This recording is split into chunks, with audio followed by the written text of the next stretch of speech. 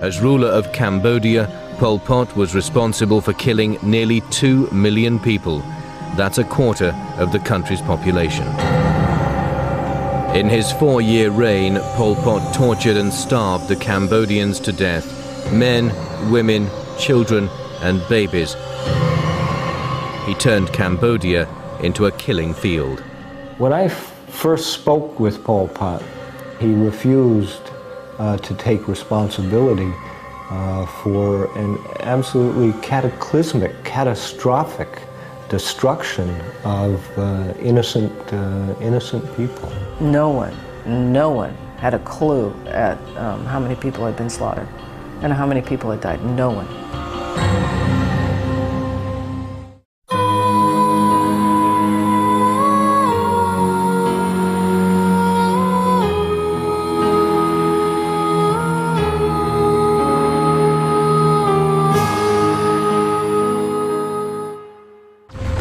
On the 17th of April 1975, a guerrilla army known as the Khmer Rouge entered the Cambodian capital Phnom Penh, victors of a 5-year war against a government backed by the Americans.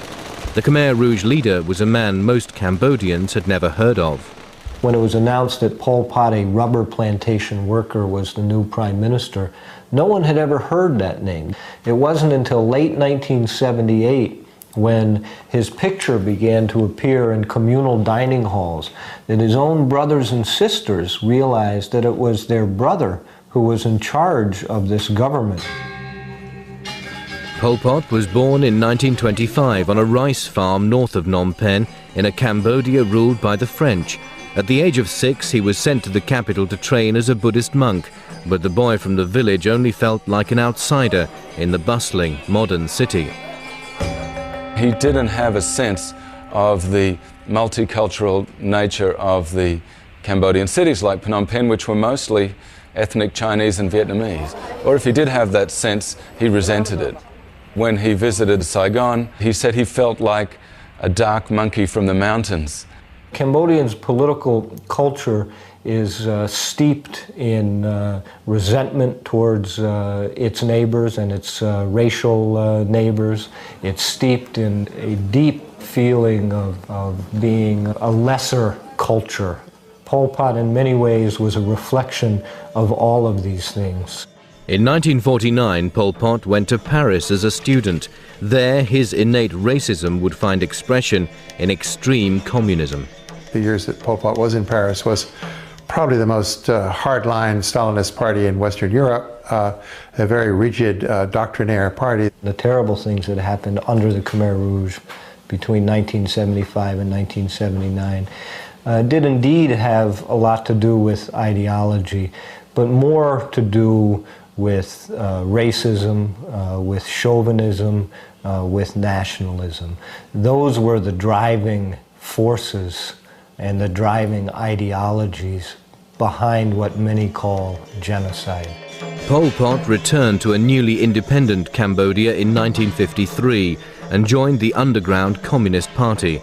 Outlawed by King Sihanouk's government, Pol Pot and his comrades fled to the countryside to wage a vicious guerrilla war. Even then, Pol Pot had his sights on ultimate power. Pol Pot was more likely than not responsible for the execution of his predecessor as leader of the Communist Party in 1962. He was a man who was able to hold on to power while eliminating any and all opposition. Pol Pot's ruthless march to power was boosted in 1970 when the Vietnam War spilled over into Cambodia.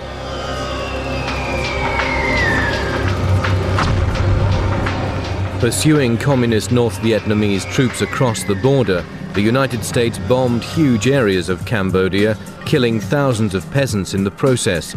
This only increased support for Pol Pot's Khmer Rouge. There was this terrible mixture of historical events and terrible Cambodian political realities, which ended up with an orgy of mass murder, of which Pol Pot, without any question, was the architect. By April 1975, Pol Pot's Khmer Rouge were in the capital, Phnom Penh. When they achieved victory in April '75, they felt they were in a position to put in place and to carry out an extreme, pure, total revolution of a sort that was more extreme, more total, purer than any other revolution in history.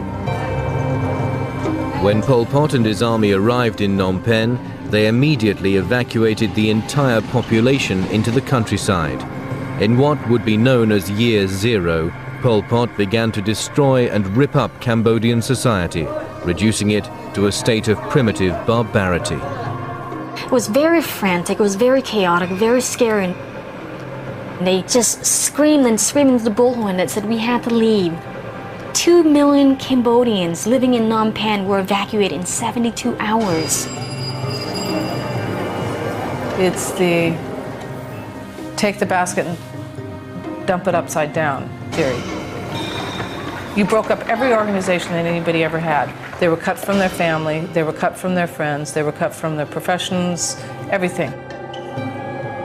Believing the city people to be contaminated by their past lives, Pol Pot would rewrite their histories. Money was banned, the Buddhist religion outlawed, and the country's name changed to Kampuchea. Then he dispersed the city people to peasant villages throughout Cambodia, where they would grow rice and build dams for the revolution. Here, in this idealized peasant state, he would purify them through hard labor and brutality.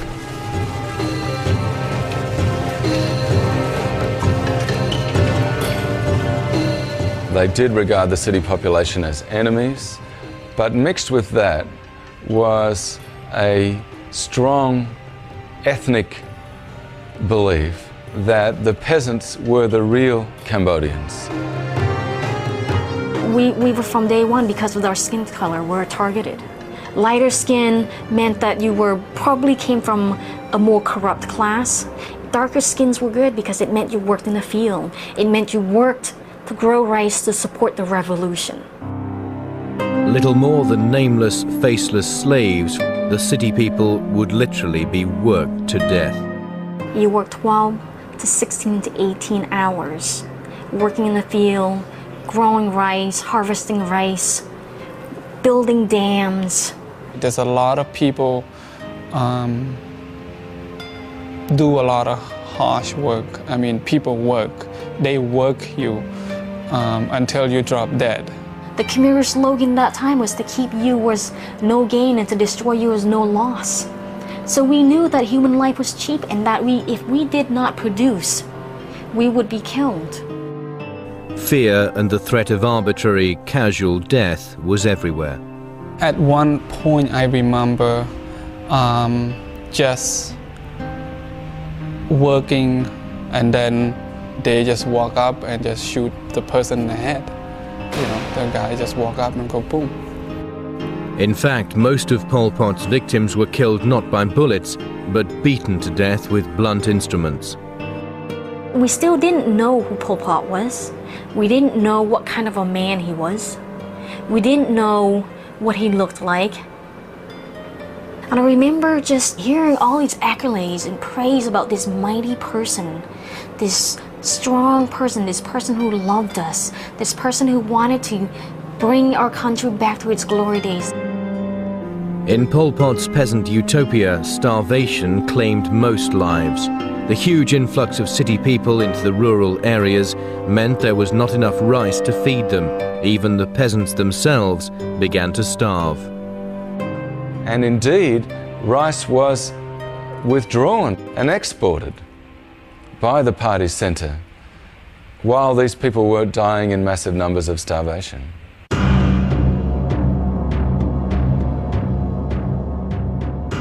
Life wasn't even cheap. To Pol Pot, it had no value at all. Even today, the exact number of mass graves into which the victims' bodies were thrown is not known. You know, Pol Pot was a remarkable man. He was generous, he was kind, he was loving, almost grandfatherly. He had all of the characteristics of a great leader. There are a lot of Cambodians who don't believe that what happened under Pol Pot in fact was his doing, because he was too good a man. Pol Pot believed that what he did for the good of his country. Few Westerners ever got to meet Pol Pot whilst he was in power. One who did was American journalist Elizabeth Becker, who interviewed him in 1978. What struck me first was that he was much more handsome and a charming smile. There was some charm to the man. And we were told to sit down, put the cameras away, and we were to sit there and listen to Pol Pot. And when the time was up, the time was up, and he said goodbye. With her was another journalist, Dick Dudman, and British academic Malcolm Caldwell. To Caldwell, he was more indulgent. He told Malcolm Caldwell how wonderful the communist experiment was in Cambodia. Two totally different interviews. One was a lecture and the other was an interview. Later that night, back at their hotel, an unremarkable meeting with Pol Pot was about to turn into an unforgettable nightmare. A few hours later, I woke up because I could smell cordite, the smell of a gun being fired. And then I heard shots on the second floor. Lots of shots. I didn't count them, but lots and lots of shots. And so I went upstairs, and Malcolm's body was on the floor, and white with death. The gunman walked in and murdered Malcolm. Why Malcolm? The friend, the one friend of the regime, and not us. Some documents suggest that it would have been me. Another one suggested that it was Caldwell. Why? It doesn't make any sense, but nothing makes sense there. Needless to say, after all that, I couldn't imagine how Cambodians lived through almost 4 years of that. I mean, what I went through in 2 weeks, they lived through 4 years and saw their whole lives, their whole country, everything destroyed.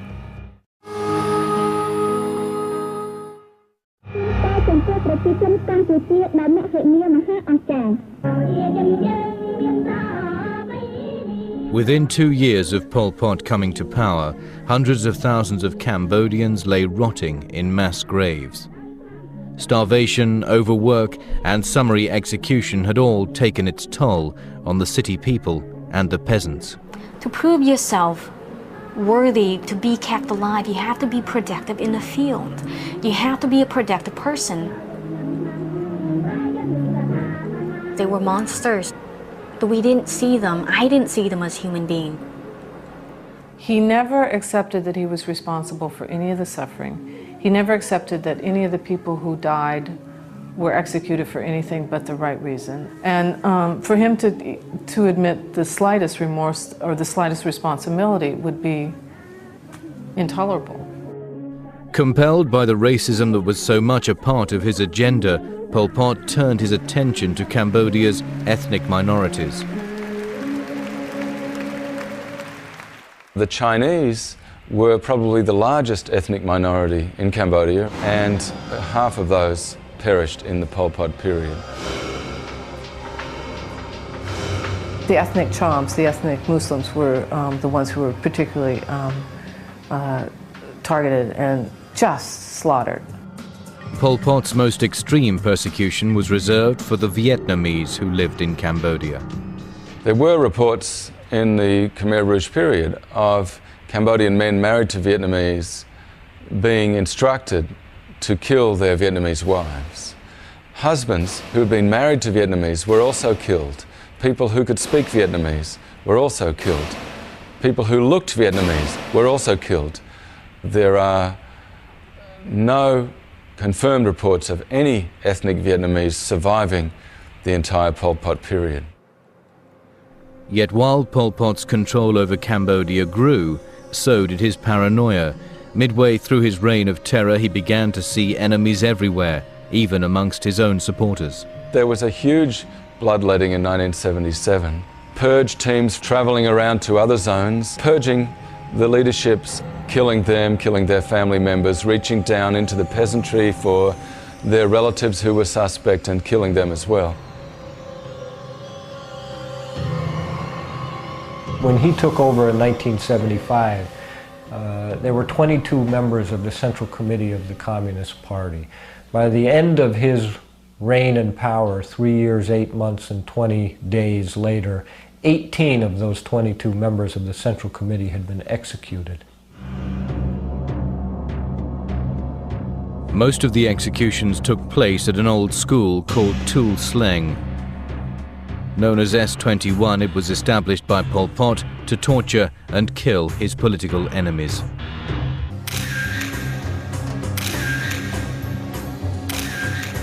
In less than 4 years, Pol Pot sent between 14 and 20,000 people to S21. Men, women and children were tagged, photographed, and almost all were tortured into confessing. The whole ideology of the place was that because they were arrested, they were guilty. They must be, because the party was never wrong. It never makes mistakes. The word for prisoner in Cambodia means guilty person rather than someone who's being held. And even if some of the people you kill turn out not to have been guilty of the crimes you've charged them with, so what? You might find that out later. But at the time, it's probably better to get rid of them than to keep them around in case they are guilty. Pol Pot said that he had never heard of Tul Sleng S21, the torture chamber of which almost 20,000 people he ordered went through to their deaths after extensive torture. Although the Khmer Rouge tried to destroy the evidence, every torture process and every confession of every prisoner was recorded in detail. The documentation was very important to these people, but I think they were intended partly to convince Pol Pot and his colleagues who saw the documents themselves, saw copies of them, that they were on the right track. They knew there'd be no punishment for killing all these people. There'd be punishment for people who were tortured to death, and this did happen in many cases. The interrogators themselves were often pulled in and interrogated because they were betraying the revolution by going too far, by torturing people to death before the confession was complete, before the party had been proved right. Of the thousands who entered S21, just 7 survived, and only 1 was ever released. The rest were either tortured to death or killed and then buried at S21's customized killing field, Cheung Ek.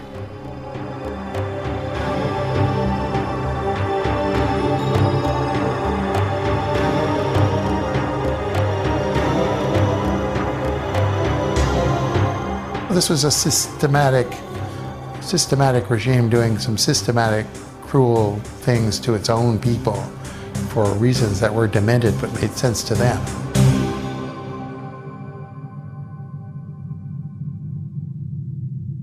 Appearing to be at the height of his power, Pol Pot's government was in fact imploding. His psychotic and lifelong hatred for the Vietnamese would be his undoing.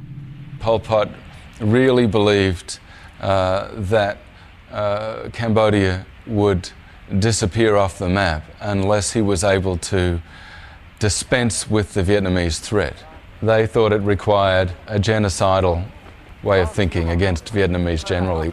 Also, there's this much more primordial racist feeling that Vietnamese by nature could not exist and coexist with Cambodians, that there had to be an Armageddon.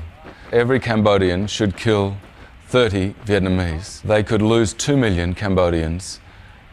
The Vietnamese would lose 60 million in this Armageddon, and we would still have 6 million left. In response to continuous raids into Vietnamese territory, on the 21st of December 1977, 150,000 Vietnamese troops stormed across the Cambodian border. By January the 6th, 1978, they were on the outskirts of Phnom Penh. With Cambodia, you have a span of 4 years of daily persecutions, humiliations, starvations, pain. So your soul as a human being gets desecrated more and more and more. So by the end of the 4 years, your hate, your anger, your hunger makes you a little bit less of a human being. Pol Pot and thousands of his Khmer Rouge henchmen fled Phnom Penh to northern Cambodia and Thailand. From here, Pol Pot continued a guerrilla war against the new Vietnamese government. It would be another 20 years before he was seen again, but this time he was on trial. The Khmer Rouge were people who no longer had faith in Pol Pot's leadership. They had arrested him, but they had arrested him not for crimes of genocide or crimes against humanity. They'd arrested him for essentially being a political enemy. 4 months later, Nate Thayer was invited to interview Pol Pot, who was now under house arrest and close to death. When I first spoke with Pol Pot, he came up to me and he put his arm on my shoulder and he said, in this raspy voice, he said, "Knyum squalchimo yuhai," which means, "I've known your name for a long, long time." And that was the first thing he said to me, and he gave me this gentle, shy smile and kind of looked at me and gazed down and then took me by the arm and walked me to a little bamboo hut where he begged me to understand why it was necessary for him to execute little babies. For hours, in a very rational way.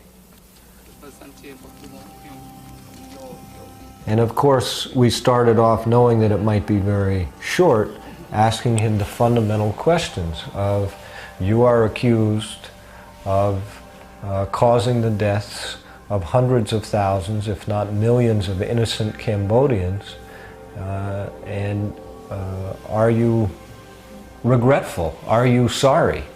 And will you apologize? Which was a direct question repeatedly. And he refused to answer the question. And I did get angry, and he threatened to end the interview 3 times within half an hour because that was not an acceptable answer to me as a journalist or as a human being. Cambodians deserve better, and they deserved, and the world deserves better than 2 journalists interviewing a genocidal maniac in the jungle in a bamboo hut.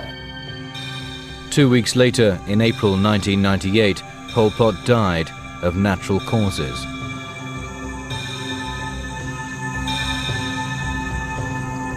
The madness unleashed on Cambodia by Pol Pot and his colleagues will never be forgotten, but so far it has gone unpunished.